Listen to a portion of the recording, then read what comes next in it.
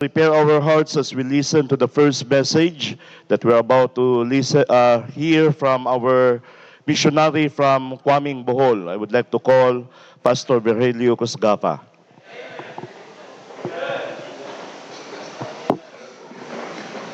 Mic lang.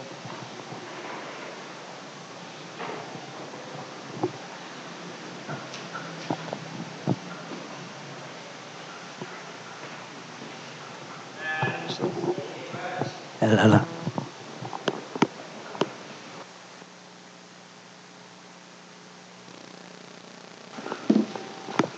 Alala. Okay. Mayang gabi sa tanan, no? Wa gyud ko magdahom nga ako dayron ang makawali. No, kaysa kadaghan ang isip ako kung pastor oy. Wa ako magbasa ni pastor na kay unsam lang will karon iyan sa Ginoo, no? So, sa di pa ko moadto, mayong gabi sa tanan. Musulti sa kwa, giububur ba ko? Murag di ako gusto bang absig mingon na magot, mas pastor. Atong paningkamot ang Dios mo tabang nga dili gyud ko makapaghot. Okay, balikon ko daghang salamat kayo sa Anabaptist Cebu. Nga gikan pa niadtong duga tong May na youth camp. Apil pod mi ato. Hanto niabot na pod ning anniversary, before anniversary sa King James hanto na revival. Salamat kayo gud bisan pa sa tong speaker si Kwan, nindot kayo ang mga minsay sa yung preach pa sa KGB Bible Conference. So nakaingon ta nga daghan pa kay tag mga nakatunan gikan ni Brother Caleb silang preach nila sa King James Conference, no? So daghan kaming makay labi na ni Pastor Brian. Salamat kay Pastor sa imo pod, no? Okay, so ako dili man ko taas muwali. Mabora man ni Pastor. Ako sa ipakan sa kabilaghano nga salamat kay nimo Pastor Daniel, Ma'am Cha. Di ko ma-mention kinsa pa nang nag-overtime pirmi sa kusina. Kay balo ba mo? 40 mi kapin taga Kwaming. Di ba na lalim, no? Pastor, balikon by the grace of God. Wa gid minapas mo. Kata-kataw gatagon. Salamat jud kay ninyo, Ma'am Susi, Ma'am Cha, mius Ma'am Cha nako nga magyaw-yaw ko, natural man na kay nabi pa babadlong po, yaw-yawan. No, ingon ko sa amo po na Ma'am Cha ina na sina. Okay, balikon ko sa tanang member sa church. Salamat kay sa inyong pag-amuman namo nga hangtod karon way kausaban. Gikan pa datong namatay, hangtod na si Pastor Daniel pod nabati gyapon namo ang inyong presensya sa taga Kwaming. No, salamat gyud kay balikon ko na. Salamat gyud kayo. Okay, so adto sa tasa amo nga kaliukan sa Kwaming, no? By the grace of God, nami kaliukan matag simana, no? Sa adlaw nga Martes, adto mi sa lungsod Sinabanga mag-street pitching. Sa adlaw nga Sabado, halos da inter-island din na amo na ginasulod. So ingon ko by the grace of God pod, napakita namo nga ang lihok sa Balang Espito na agyod kanunay nagapataliwala kanamo karon, no? So ako sa dihatag ang report sa excuse me sa akong notebook palihog bi. Na akong outline da palihog lang. Pero nakalimot ko danam kuning kuyaw gud. Sorry Pastor. Okay. So, nini nga tuig, no? Nini nga tuig, niadtong May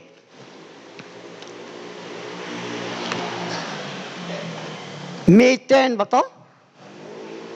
Nakoriko dire. Niadtong May 10, nagbautismi mo og 5 ka mga men.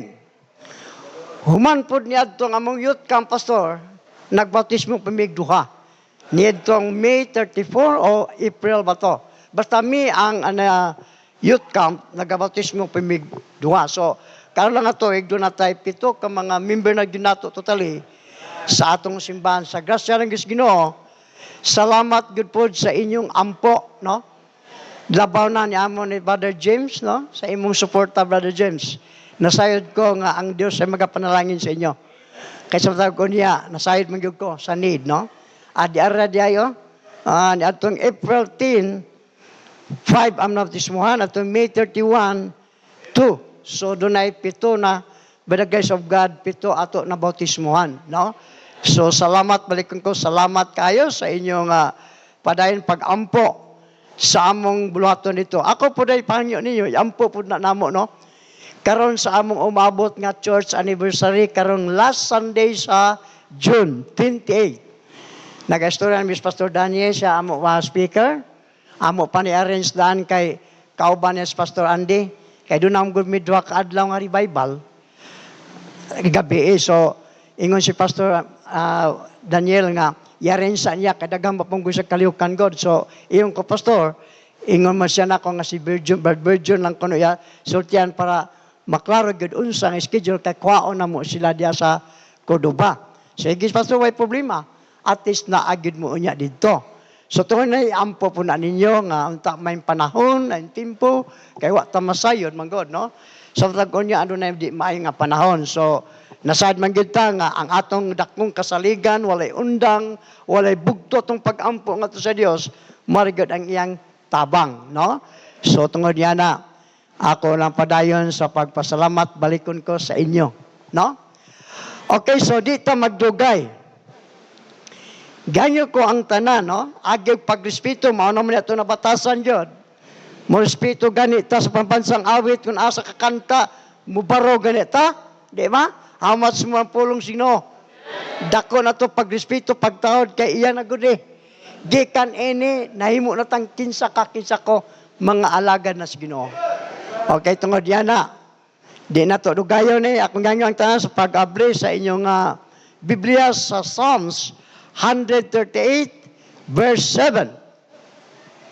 Okay, so last Psalms 138 verse 7. Mubasa ang main, mubasa ang ladies, ako ang motiwas. Okay? Okay, so go. Una ang mga main. Ready? Start.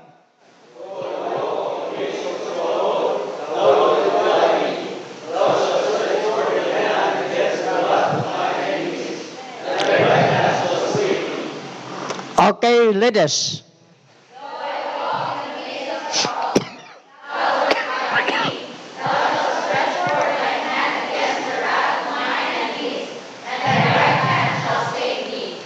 Though I walk in the midst of trouble, thou wilt revive me. Thou shalt stretch forth thine hand against the wrath of mine enemies, and thy right hand thou shalt save me. Amahan na mo nga langit nun o Diyos, nga nasa langit. Lord, aniya karon nagapiko ako sa mga tuhod. Nagapangaliw po, nagahangyo, Lord. Ikargid ang bugtong paglaom kasi karon nga gabi nga unta. Una, Lord, nagahangyo ko nga dili unta mo kan kini ako nga gibati nga ubong, ikaw magid Ginoo ang nasayod sa tanan kay ikaw man gani gatag milagro sa tanan nga mga natong panahon. Ikagay nagapaayo sa bakol o nakapabarog. So, walay posible kanimo Dios nga karon nga gabi. Especially Ginoo, hatagi ko dugang kaalam gikanimo. Kanang kaalam nga langit nun. Kanasad kami Dios ngayong pulong kan usa kini kabalaan sagrado. Masod tabangi ko kay kung wala ka di ko memo. Especially Ginoo, nagapangamoy naghangyo usab ko diya sa imong trono nga mga iko kapasiloan sa sala. Kanasad ko Dios nga di ni matago, di malilong na yung mga butang sa ilar busa, mga ko kapasyon sa sala. O ginaot ko Diyos, nga karon nga gabi, padayon ka Ginoo mga bless na ini, ibok ka ng tibok, palibot ka Lord, magapanalayan ka ni. O king tanan, ako ginasalig ito dyan, diya naman sa pangalan ni Jesus, in Jesus' name, Amen. Kay magapanglingkod ta. So, di nang ta magdugay, naigingon din niyo, ang word din na nakita nato kanang walk in the midst of trouble, thou wilt revive me. So nagapasabot lang nga bisang unsang kasamo kaguliyang. Mao nato siya magabuhi pag-usab. Maghatag tog kadasig. Nasayod mayo ko wa gi tawo nato wa tay mga trouble. Wa tawo mingon nga kanunay tek anaa. So wa po na nagpasabot nga kung naman tana lockdown na ta. No, kay ngon siya na Jesus Christ mo revive sa ato. So, maning mga butang anak ko nato ikagarantiya. Kay kadtong mga tao nga walay Kristo, mao gani usay maghikog inana. Pababor na to karon kay naa si Kristo, mao nang usay nakanindot kay sa panahon nga pangayo na to, ingon siya mo revive siya niana sa ato, no?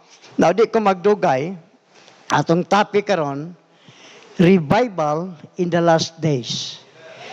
Kay matod panimo diya sa 2 Timothy chapter 3 verse 1, ato itan-aw karon nga panahon, ang Biblia mo gud nagsulti ning 2 Timothy chapter 3 verse 1, this know also that in the last days perilous times shall come.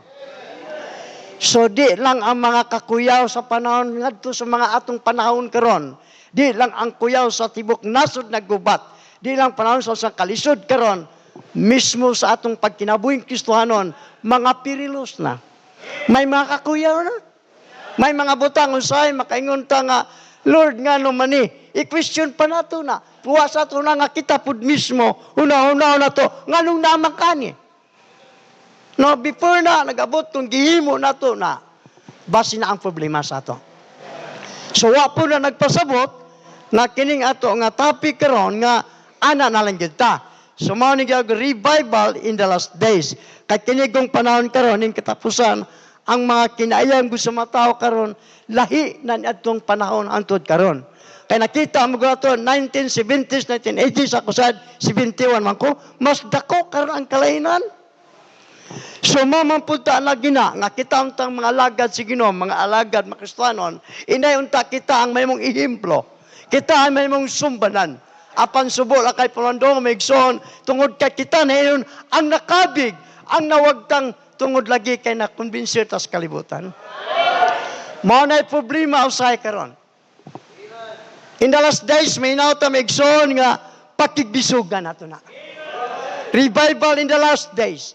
Duha lamang ka mga butang akong punto. Duha lamang ka mga butang. Now, unsa man ang unang punto, point number 1, revival through fighting. Kinahanglan mo ito po sa pinagi sa pakigbisog, pakigaway.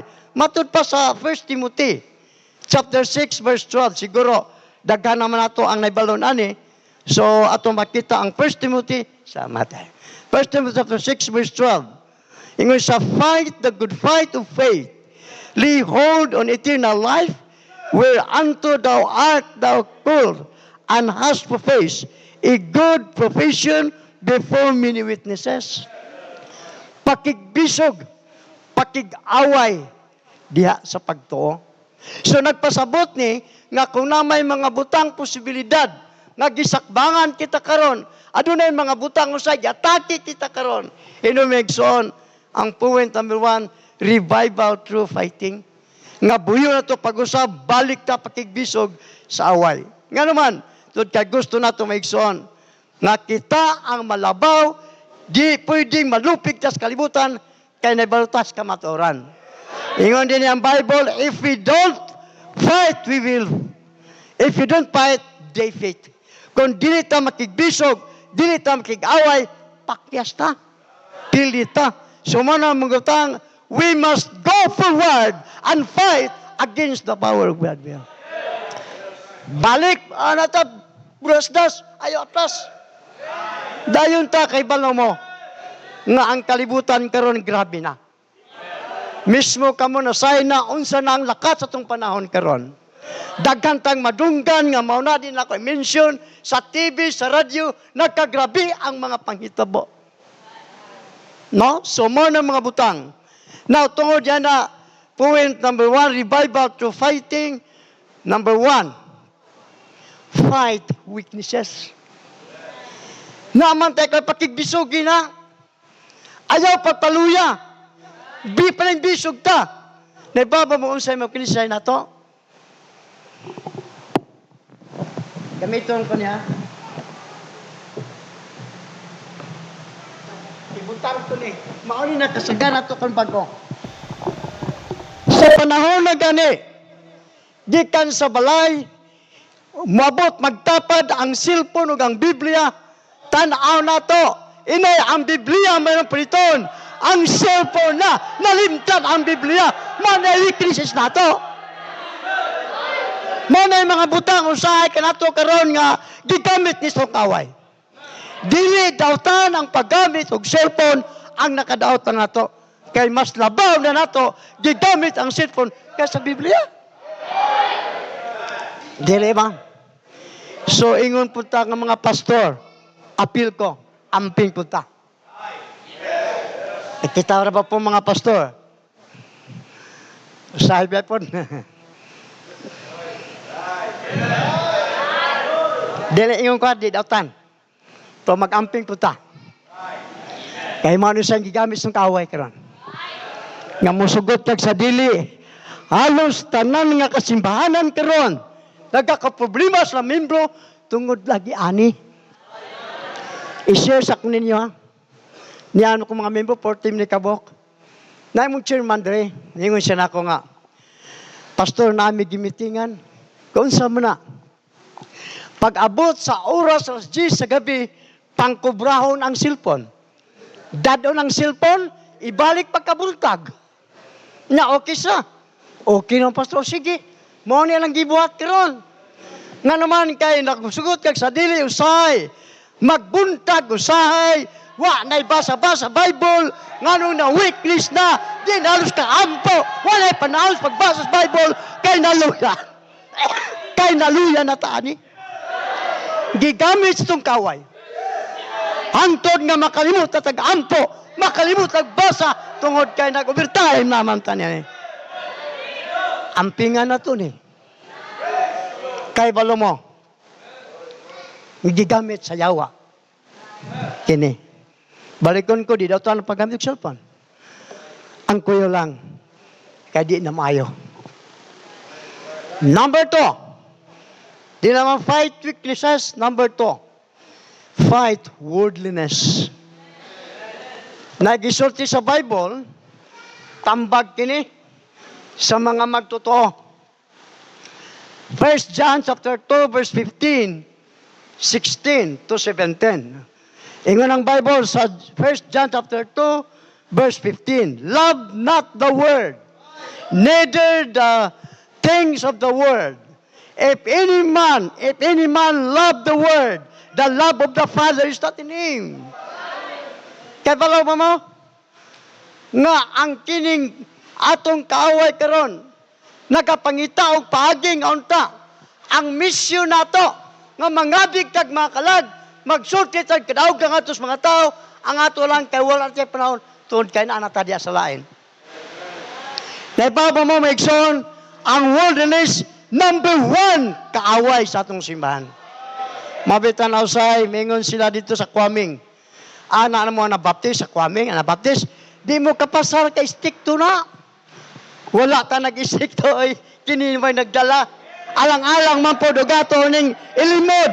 Kani ang nagsulti, dilis kusgafa. Nga naman, kung unsang na din maratong baton. Mabitan usay mingon ta Kwaming dia, grabe na baptist yung manisiplina mo na. Dili po ko diha. Tulok kay gayon. Balik mo pag nahimo ni mong tarong na ka. Pabdagay sa God, dagang magitawag ng dili-dili sa kalibutan, maghilak, pastor. Mabalik ko, so may problema. Pag-abot dito, sulti sa member, pag Domingo, okay. So tungod niya na, wa nagpasabot maigsoon nga kung unsa ang mga butang nga atong nahimo, magpakauli po na tana. Kung dili, atong ipakita nga di ta pwede nga kanang mga butang ato lamang mapasagdan. Okay, balik ta sa 1 John chapter 2, verse 15. 1 John chapter 2, verse 16. Una ta sa 15, love not the world, neither the things of the world. If any man love the world, the love of the Father is in him. Verse 16. For all that is in the world, the lust of the flesh, and the lust of the eyes, and the pride of life. Sa kalibutan, ang tulog ibutang. Unsa sa kalibutan? Kaibog sa mata, kaibog sa unod, ug ang pagpagarbo sa kinabuhi. Maning mga butang nga daghan tag biktima tungod kay mao lagi na mag-indigay pata nga ya cellphone maot, ya cellphone brato, magkaindigan lang ito ba? Palit po ito, bisag galisod, palit kayo ron. Nag-inday, kag naakay na nakamahal, galbo na po nato na. So manang mga buta megsoon, ang usa sa dako na itong himuon nga, di pwede nga magpakaulipon ta diha sa kalibutan. Now, mga tana taon sa'y solusyon, ana. Fight weaknesses, fight wilderness. Dili pwede nga magpakaulipon ta kay kanang mga butanga, di na ta diha. Unsay solusyon? Ingon ang Bible, Jeremiah 33, call unto me, and I will answer thee, and shew thee great and mighty things which thou knowest not. Ang putak, Lord, hilaki. Lord, di na ko na kaya. Unsay tubag sa Ginoo. Sadya na ito anon ta. Mapakita ito na igsoon, ang tubag sa Ginoo nagatag challenge para ma-revive ato yung katapusang mga adlaw. Unsay ngayon niya sa Isaiah 40:29. Usa sa mga nindot ning giyata kato samtang nag-ampo ka, unsay tubag sa ginaingon siya. Isaiah 40:29, He giveth power to the tongue, and to them that have no might, He increaseth strength. Kinsa itong nalawi, ingon siya, hatagan ko ka mong gahom. Dugangan pa na kong kusog. So, buti po, may igsoon, brother and sisters, kung naan nato ni karon, tawagan niyo, Lord, kung may mo lang tangtangin ako ani. Kay sa atong tawhanon lang wag ito'y power. Sa atong tinahanon nga lagad sa Diyos, wa tayo siya lang ang may gahom sa pagtangtang, sa atong mga weaknesses, sa atong mga worldliness, siya lang ang may power para mawagtang ng tanan. Mo na yung mga butang. Balik kong kumigsoon, revival in the last days. Point number 1, revival through fighting. Point number 1, fight weaknesses, fight wilderness. Now, number 2, revival through following. No? Buyon ta pag-usab, pinagi sa pagsunod. So, unsa maangay sundo na to? Doon ay tulog ka mga butang para ang atong pagbuhay pag-usab. Yan ang katapusang mga adlaw, matagag akong pagsalig. Unsa igon sa Luke 9:23.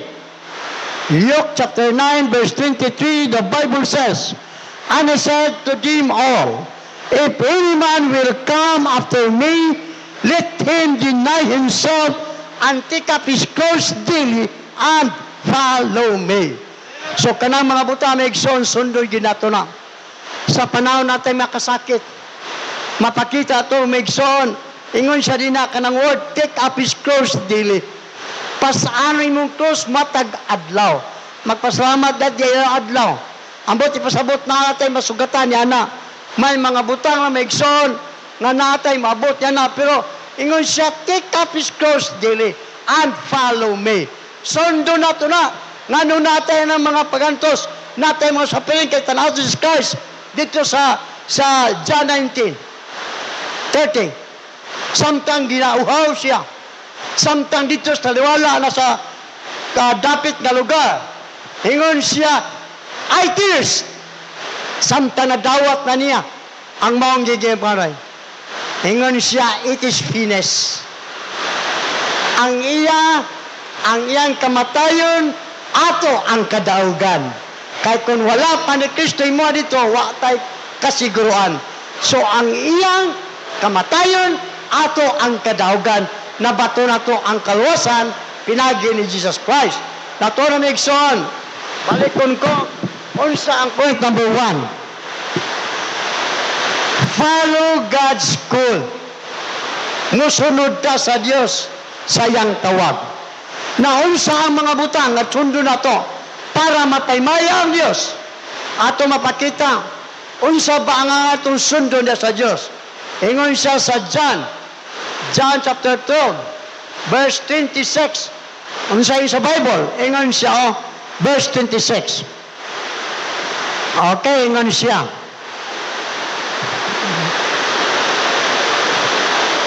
If any man serve me, let him follow me. And where I am, there shall also my servant. They, if any man serve me, him will my Father honor. Usa ka mga buta maigsoon, sa atong pagsulod, sa atong pagpangalagad, sa imong pagpadayon, musuta sa kabuton sa Dios, kay gitawag ka, gitawag ko, ang pagtawag nga mualagad kaniya.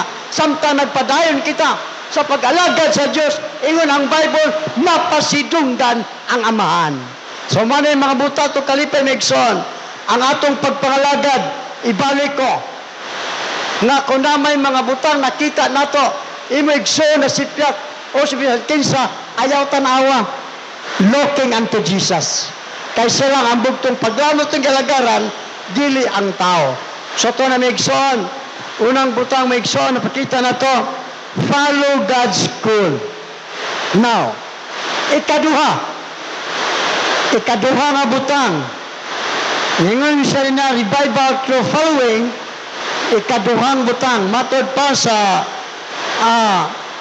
Matthew 23, 33 to 34. Ingon ang Bible. Alegria aron ay. 35. Ingon ang Bible. Master, which is the great commandment in the law? Jesus said unto him, Thou shalt love the Lord thy God with all thy heart, and with all thy soul, and with all thy mind. Mao na ang great commandment, ingon siya, kay mao kana ang dako nga sugo.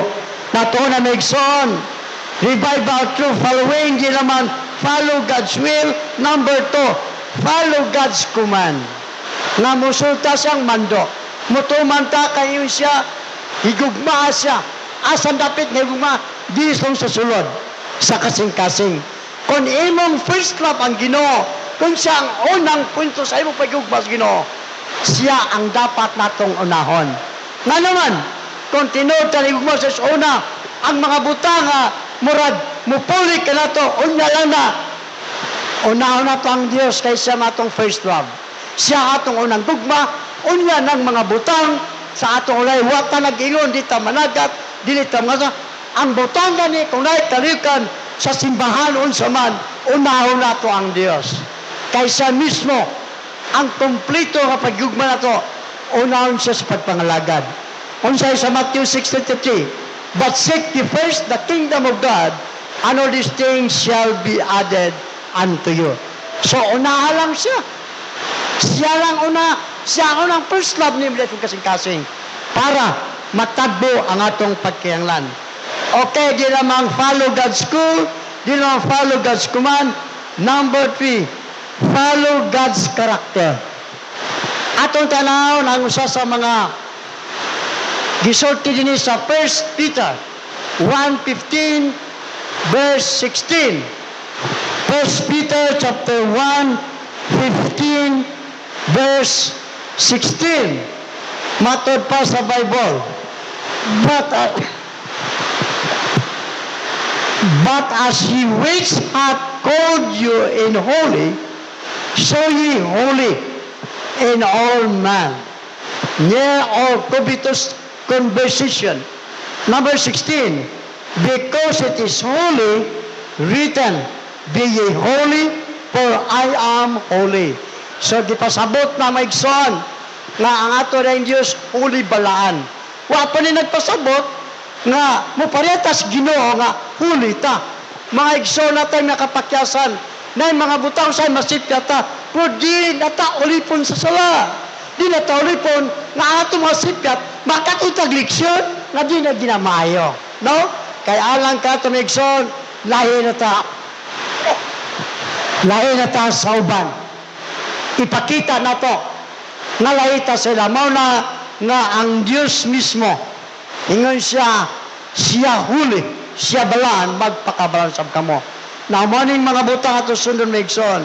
Nga naman, ingon ang Bible sa 1 John 4:7, but God commended His love toward us, in that, 1 Thessalonians 4:7, ato lang basahon. For God hath not called as unto uncleanness, but unto holiness. Kaya ang Diyos wala nagtawag na sa kagawan, kundi sa pagkabalaan. Natuon na may igsoon, unsay mga butang problema na to sa mga kinaya. Makita to inay mo follow ta sa kinaya sa Diyos, sa panusay ang problema na to sa ato mga kasimbanan karon. Ang ato mga members sa church, kung wa ni sa inyo, na dito sa amin, kung wala sa mo, nagkalaing simbahan doon ay unom, ka mga grupong organisasyon ito. Ang problema kami igsoon inay ipakita nga balaan ang Diyos. Unsa dito? Na nila ang pagka-worldly music. Na nila mga lifestyle nga makita to may igsoon, di lang worldly music, kanang worldly dress. Mapakita din na, oy. Manay mga bantayan na to, kung kalibutan lang migsoon, nga kinahanglan di nata maghimo niya na tungod kay nasayod kita nga ang atong kaway pag naghimo ta niya na malipayon siya. Manay mga butang balik ko kumigsoon nga kung unsa may plano na to sa simbahan, magnaksita, magsuring ta, ang plano po sa Diyos, magplano siya na sa miyong simbahan, gubaon balik imo kinabuhi. Manay mga butang bantayan ta na. So manay migsoon, ang pinta karon sa aton kinabuhi ning last days, nga buhiyon man ta pag-usamin katapusang mga adlaw, amping magbantay ta, kay walay undang, walay bugto, ang pakig-away na to sa kalibutan. Antod mo balikan sa Ginoo umana kung wapat ang beksyo padayon ang pagigaway na to Satan versus Christian. So manang mo ta migsoon may naot ko na revival in the last days, revival through fighting, revival through following. So magampo ta ang manulit ng Ginoo tayo sa imong gatag na panahon nga pinagi niya na mataga na mugdakong pagtagali mo pulong karon nga nining katapusan mga adlaw Lord, makigbiso kami tungod sa mga butang sa kalibutan nga di na maayo ang pagkabutang. Do sa Lord pinagi niya na akong ginasalig itugyan, nagapray ko Lord sa tanan nga mga Anabaptist Church nga kailangan mag-amping magkinabuhi kami nga lahi sa uban hangtod ikaw Diyos mapasidunggan may payat mapahimay sa among kinabuhi. Busa ginasalig ito ang Ginoo, yalamang sa ngalan ni Jesus. Amen. Amen. So thank you Pastor Cusgafa sa mga mensahe. And dili sa kumudungag no, I will wait until matapos